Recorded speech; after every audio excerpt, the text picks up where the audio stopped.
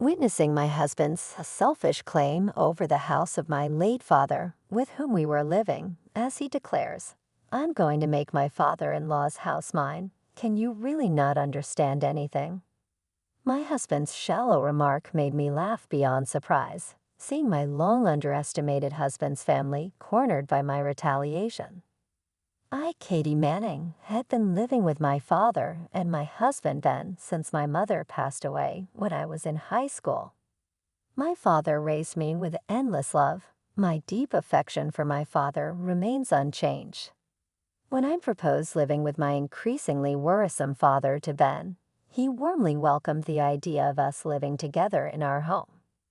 "Are you really okay with this?" my father asked me anxiously, a concern stemming from our cohabitation proposal.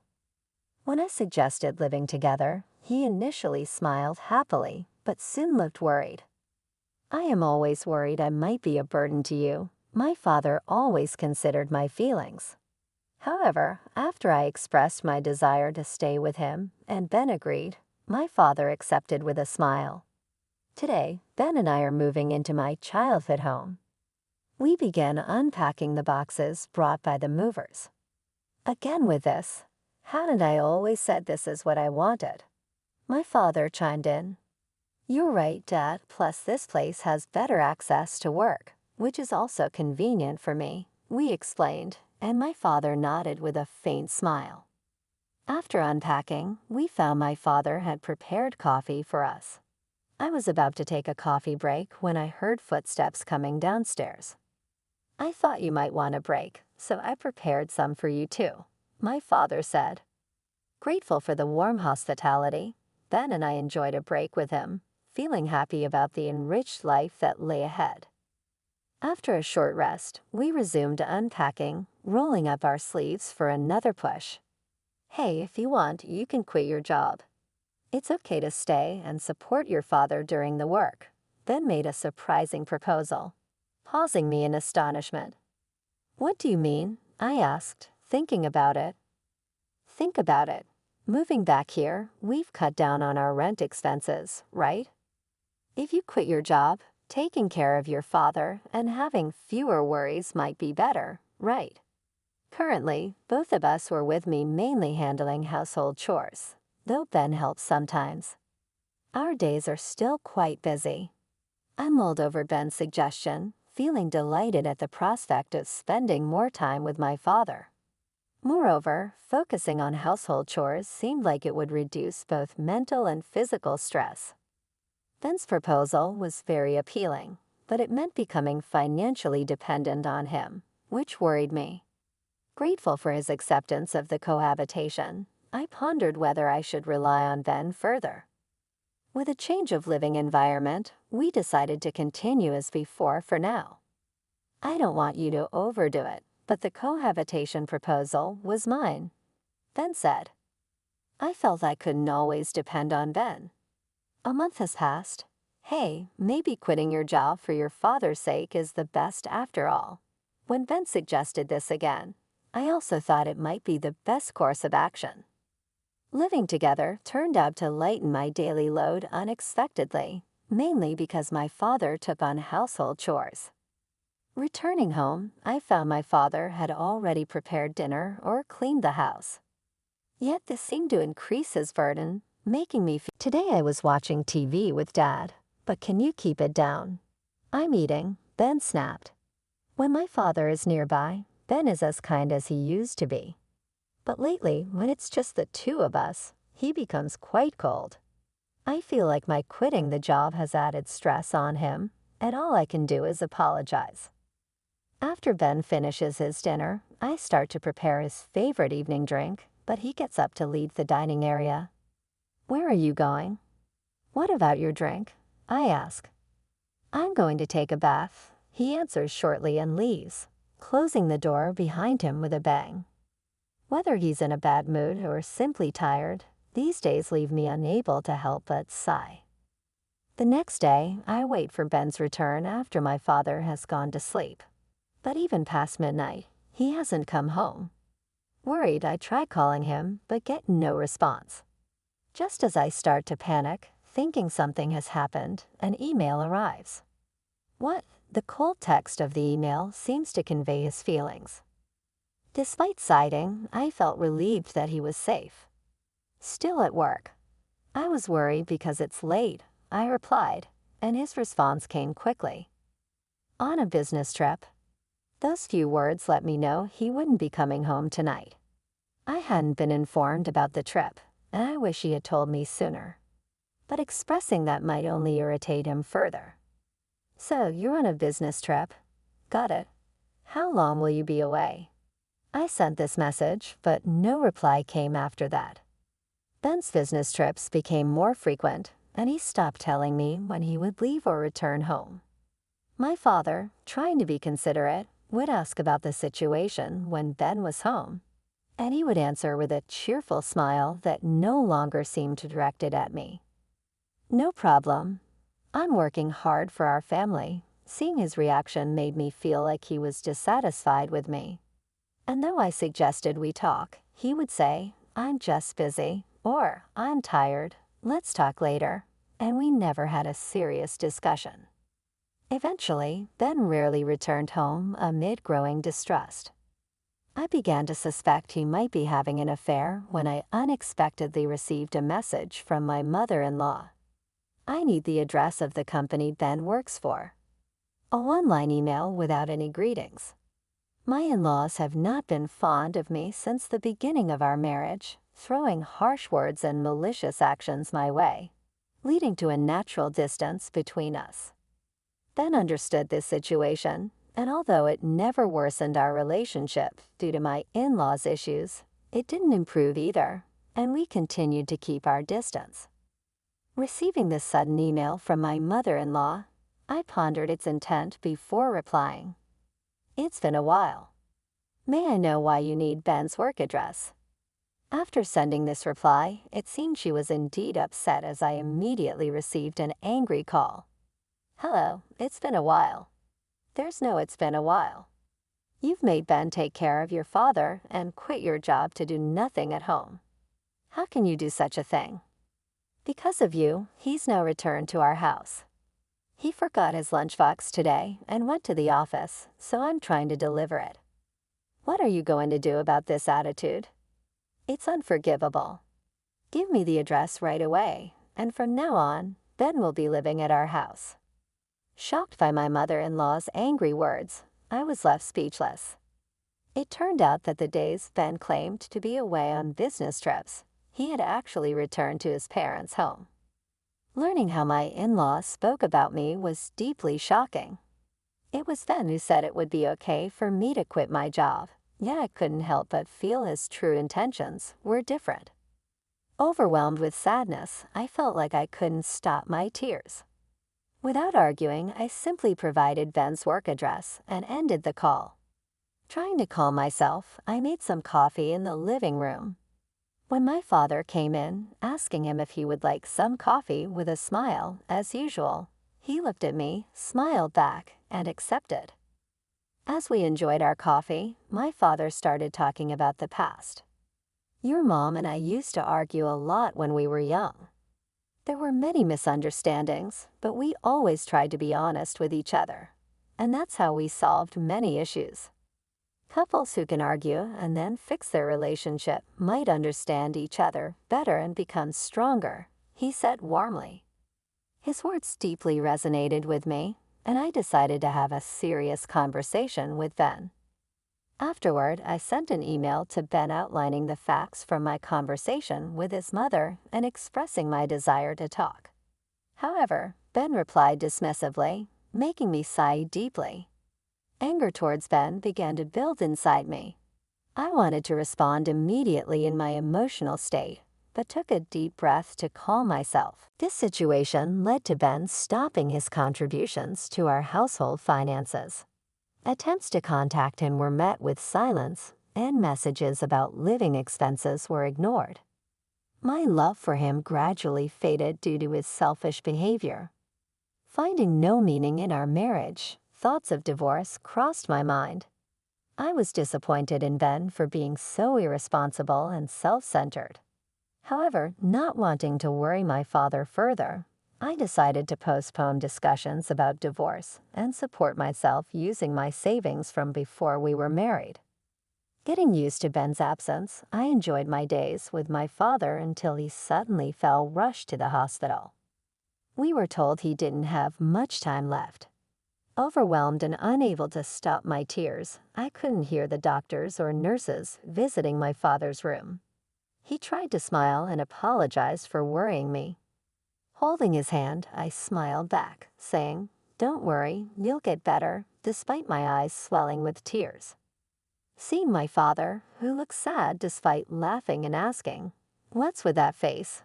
I felt tears welling up in my eyes again. Because hospitalization was necessary, I temporarily returned home to prepare what was needed. However, upon returning to my childhood home alone, I was overwhelmed by a sense of loneliness, and I couldn't stop my tears. This house, where I grew up since I was a child even though I had left it when I got married. This place is filled with countless memories. Unable to bear the loneliness of being alone, I simply cried incessantly. During this difficult time, I received a cold message from Ben. "Since we're living separately, handle your own expenses. Maybe use your father-in-law's pension." Reading this, I threw my phone in frustration. All my feelings for Ben vanished at that moment. Shaken by anger and sorrow, I realized dwelling on my feelings for Ben was a waste. Wondering how my father would feel seeing me like this calmed my mind. Regaining my composure, I washed my face and prepared to leave for the hospital. Just then, I received mail containing good news that could change my current situation. Seeing this, I made up my mind. Leaving the documents at home for now, I hurried to the hospital. My father's condition worsened gradually, and I had to accept that our time to say goodbye was nearing. Days passed with joyous conversations at the hospital, only to return home to tears. Eventually, my father passed away peacefully.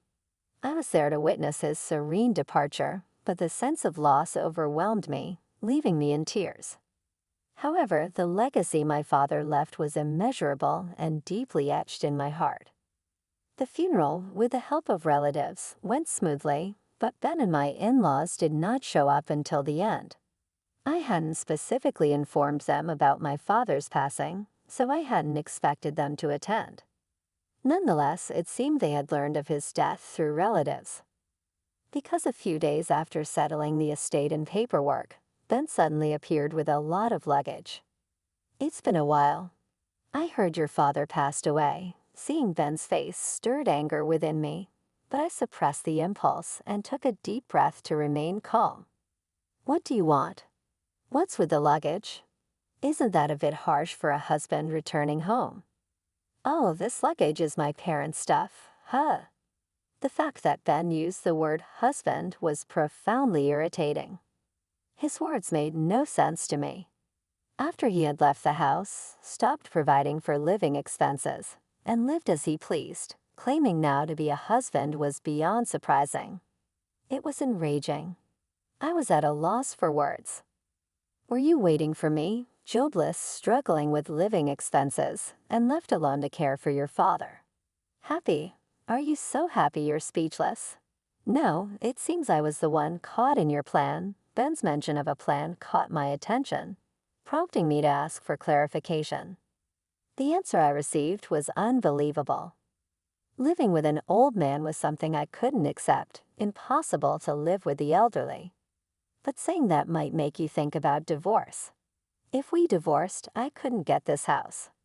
So I chose to live together and pushed you into unemployment by pretending to be the ideal husband, making you dependent on me and the elderly man. That way, the house would become mine. Hearing his words, I found myself glaring at Ben sharply. This was not normal thinking. Reflecting on our marriage made me despise myself and feel deep guilt towards my father.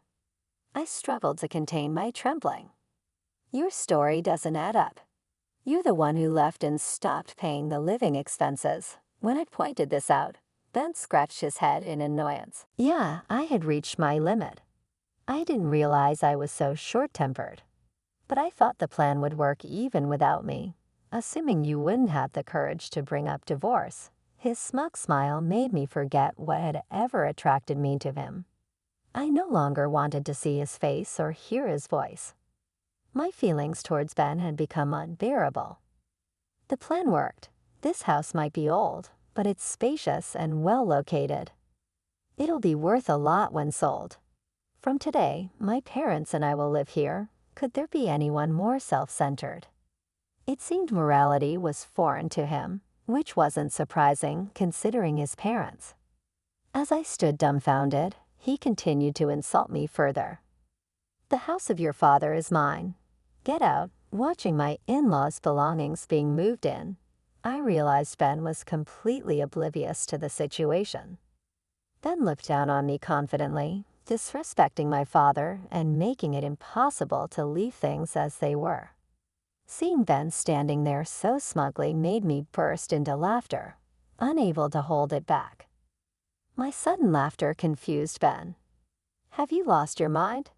That's the perfect description for you. The thought of confronting him with reality made my laughter uncontrollable. Seeing me laugh, Ben became furious. However, ignoring his reaction, I laid out the reality. Don't you know this is my house? It could never become yours. Surprised and frozen by my words, I continued, besides, you and I are now unrelated. Didn't your mother tell you? Laughing as I said this, Ben seemed utterly stunned. Then he immediately started contacting someone on his smartphone, apparently his mother. What, Mom? Katie's saying something weird. We haven't divorced, have we? She said I hadn't heard anything from you. What do you mean? You sent it, really? How did this happen? Watching Ben's speechless reaction, it seemed he finally grasped the situation. After ending the call, Ben's expression was twisted, as if he was looking at something incomprehensible. Did you really submit a divorce application? He asked. Yes, I did. The day your father was taken to the hospital, your mother sent me a completed divorce form by post, which I happily submitted the next day. Your mother has her moments, doesn't she? I replied. Damn it. Even if it arrived, you weren't supposed to submit it. It was something my mother made me write just in case, not intending to actually divorce. Ben was furious. But you filled it out yourself, didn't you? Whether or not you intended to doesn't matter. I completed the divorce process as you wished, so you should be thanking me, I calmly retorted. Seeing Ben frustrated, I felt a sense of relief inside. The divorce form from my mother-in-law might have been intended as harassment, but for me, wanting a divorce, it was a stroke of luck. Later, Ben anxiously questioned me about property division and the house's ownership, but I dismissed his concerns. It was clear there were no significant assets to divide, so I informed him there was no need for division. Due to the short cohabitation period with my father and the assets being in my father's name at the time of the divorce, they were not subject to division, I explained. Ben insisted on a financial demand, claiming even my savings from before marriage should be split, but I informed him his claims had no basis. He turned pale, attempting to argue, but only opening and closing his mouth, resembling a fish out of water. Though tempted to mock him, I chose to maintain a mature demeanor and calm myself. Let me send this here. It's problematic for someone to bring their belongings into another person's home uninvited, which clearly constitutes trespassing. If you plan to stay any longer, I'll have to call the police, as I said this. Ben hurriedly gathered his belongings and left. I spread salt at the entrance and prayed to my parents' portraits. This is for the best. I'll become stronger, so please watch over me. Thinking of my parents meeting again in heaven eased my loneliness and lightened my heart. Emboldened by this new resolve, I began looking for a job. It was then that a friend contacted me, knowing I was job hunting, and offered to introduce me to a job that matched my expertise. Thanks to their recommendation, I quickly secured a position. A few days later, I received a message from Ben. Sorry for being stubborn the other day. Actually, I wanted to start over with you, which is why I came to the house. Finding the message unbelievable, I struggled with how to reply, but ultimately decided to ignore it. Yet Ben continued to send poetic messages like a relentless suitor. Once we were like the sun and the moon, days spent longing for you, unreachable, are now behind us. Now we can be closer. Without your love, I'm nothing. Won't you give me your overflowing love once more? I'll dedicate everything to you. I treasure you more than anything. Our love will last forever. No matter where I am, I'll continue to love you, for your heart is my home. Each time I received these poetic messages, I shared them with colleagues, wondering if they could serve as material for work. Currently working as an illustrator in a cartoon editorial department, these emails sometimes prove to be useful inspiration. Look, the melodramatic stalker is back. It's great to have something to laugh about in tough times. Unknowingly, Ben had become a source of amusement. Feeling only discomfort from his messages, I've been avoiding replying. Amid these days, the doorbell at my home rang. Looking through the peephole, I saw Ben standing outside. I had never expected him to show up in person, so I decided to call the police immediately. Hey, I know you're in there. I can see your car. Please just listen to me. I'm really in trouble right now. There was talk of moving into this house, so my parents sold their home. Now I have nowhere to go. Help me. I could hear his voice shouting from outside, but what does that have to do with me? It highlights his recklessness for not correcting the situation. The day they misunderstood this house as their own, his emails showed he hadn't given up, but I was merely astonished by his and his family's naive thinking. While the police were convincing Ben to leave, he resisted strongly but was eventually taken away by them. After that, when there was no response to the flood of Romeo emails, contacts from my in-laws began. At first, they tried calling, but when I ignored that, they switched to emails. How can you know we're in a difficult situation and not offer any help? You should contact us immediately. Why not have a serious discussion? We were once a family. Isn't it too cruel to be so indifferent? You caused us to lose our home. Now we live in a dilapidated apartment. Why won't you hand over the house? You must have received inheritance from your father. You're not struggling financially. We quit our jobs. You should take responsibility. If the child is like this, of course, the parents are too. I was infuriated by the audacious emails. How can they disregard others to such an extent? Although I intended to ignore them, I ended up blocking Ben and my in-laws' contacts. I considered changing my contact information, but it felt ridiculous to spend money just because of them. I was determined to ignore them, but I reached my limit.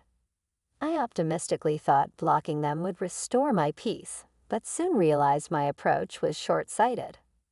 One day, my former in-laws showed up at my doorstep. Despite being fed up with their endless harassment, understanding they knew my address made me realize such incidents were inevitable. However, I did not want to leave this house filled with many memories. Come out, you know we're in trouble. Change your mood. I'm proposing we get back together. Accept it. How can you ignore someone in trouble? What kind of human does that? The doorbell and knocking were incessant, but I did not hesitate to call the police. Suddenly, the noise from outside stopped. Peeking through the hole, I saw a familiar man arguing with my former in-laws. Go home. You're bothering people. The sudden appearance of the man puzzled my former in-laws. What did you say? Who are you? Could it be an affair partner? Infazed by their backlash, the man looked at them coldly. Your attitude is the problem. Look around. This is a residential area. Look, people are gathering because of you. You're really causing a disturbance. Indeed, through the limited view of the people, I could see neighbors gathering, which felt somewhat embarrassing. However, seeing my former family fled and stuttering, but was when the police arrived. It seemed one of the officers had encountered this scene before, saying to Ben, "It's you guys again." Hearing this, my former in-laws' faces turned red. "How much trouble are you going to cause? Get some awareness." I silently thanked the man as he walked away, relieved. Afterward, my former in-laws were taken away in a police vehicle, and the onlookers dispersed. Hours later, the doorbell rang again, and peering through the peephole, I saw the man from the earlier argument standing there. Surprised to see him, I hesitated before cautiously opening the door. The man greeted me with a warm smile. "It's been a while. If you were back, you should have let me know." I recognized his face, but I couldn't immediately recall who he was until he reintroduced himself. "Don't tell me you've forgotten. It's been over 10 years after all. Remember me? I'm Scott." Hearing his name, memories flooded back. Scott, my childhood friend, known as Scotty in our hometown. Scotty, now that you mention it, you really are Scotty. Scott used to live next door, and we hadn't seen each other since changing elementary schools. Finally remembered, I've moved back to the area. We're neighbors again. It's really been a long time. And thank you for earlier. It meant a lot to me. After expressing my gratitude again, Scott just laughed it off, making me smile too. We caught up on old times, and I ended up telling him about the recent disturbances. Scott promised to support me whenever needed, proving to be a reliable friend. When I mentioned my father's passing, Scott offered to pay his respects, remembering him from our childhood. The joy of having someone who shared my past was profound. Days passed, and I received a letter from a law firm out of the blue containing a notification. Opening the unexpected envelope, I found it claimed I had committed infidelity during my marriage, demanding payment for damages. Shocked by the situation, I noticed a message from an unknown email address on my smartphone titled regarding the notification. The message read, "Your ex-husband Ben has initiated a lawsuit claiming marital infidelity on your part. Admitting and dealing with this straightforwardly will avoid escalating the matter. We plan to inform your workplace. Considering your future, we advise settling this matter promptly." Suggesting a threat, it was clear this was a scheme by my former in-laws, not a genuine lawyer's notification. Upon closer inspection, the quality of the notification raised doubts about its authenticity, prompting me to consult a real lawyer. The lawyer confirmed it was a complete forgery, and a supposed attorney's name was not registered, revealing the document as fake. Despite knowing better, I decided to play along in my reply, indicating a willingness to consider their claims, but asking for evidence of my supposed infidelity. The alleged mental anguish suffered by Ben is immense, and we seek compensation for, they replied, without any tangible proof. Such baseless claims seemed unlikely to involve legal professionals. I assert there was no infidelity on my part. Hence, no evidence exists. It's hard to believe professionals would intervene based on such unfounded claims. Wouldn't you agree? Moved by Ben's passion, we wish to assist him. We expect your sincere cooperation. Not intending to escalate this matter further, quite an emotional approach for a professional. You're aware impersonating a lawyer is illegal and punishable, right? Just to confirm, you do hold legitimate qualifications. This inquiry halted their previously prompt responses. Curious about the next move, I received a new email. I am indeed a professional. However, your arguments were unbeatable. We've decided to withdraw the lawsuit. No need for withdrawal, as I have no passion for this matter and am entirely calm about being falsely accused of infidelity. I intend to legally counter this. Looking forward to meeting this passionate lawyer in court. After this exchange, all communication ceased. However, the silence did not last long as my former in-laws once again showed up at my house despite it being late at night. They started begging loudly at the front door. "We made a mistake. Please spare us from the lawsuit." Awakened by the noise, I checked the time, and it was past 1:00 a.m. Anger at being deprived of sleep reached its peak, and I yelled, "Please be quiet. Stop bothering me."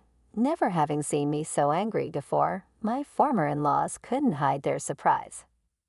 "If you come any closer and cause more trouble, I won't overlook it." With that declaration and grabbing my father's wooden sword that was at hand, my former in-law's expressions changed drastically, especially my former mother-in-law and Ben, who seemed to tremble in fear, whispering, "We're so sorry. You should have changed your actions from the beginning if you were sorry." "Never appear before me again," I scolded, and my former mother-in-law nodded with tears in her eyes. Then the lights of a patrol car caught my eye, heading our way. Due to the late hour, it seemed neighbors had reported them, and my former in-laws were immediately taken away by the arriving officers. They tried to attack me with a wooden sword. My former mother-in-law pointed at me and appealed to the police, but she was taken away when the police asked me, "Is this true?" I explained the doorbell kept ringing and someone was banging on the door at this hour, so I took the wooden sword for self-defense, to which they nodded understandingly. Scott was by my side and told the police he had witnessed the former in-laws' repeated visits. With his testimony, the police deemed the actions malicious and promptly took my former in-laws away, finally restoring peace.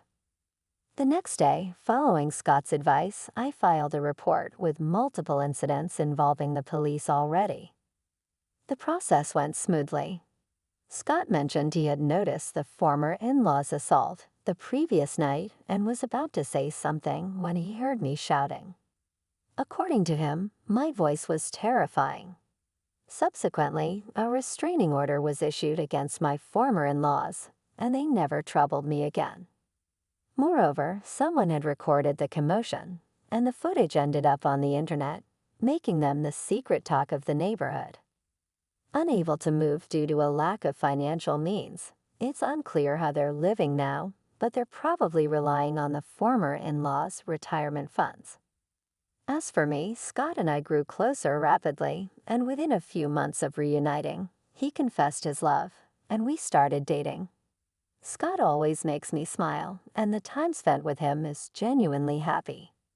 I feel like this turn of events is a gift from my father, filling me with gratitude.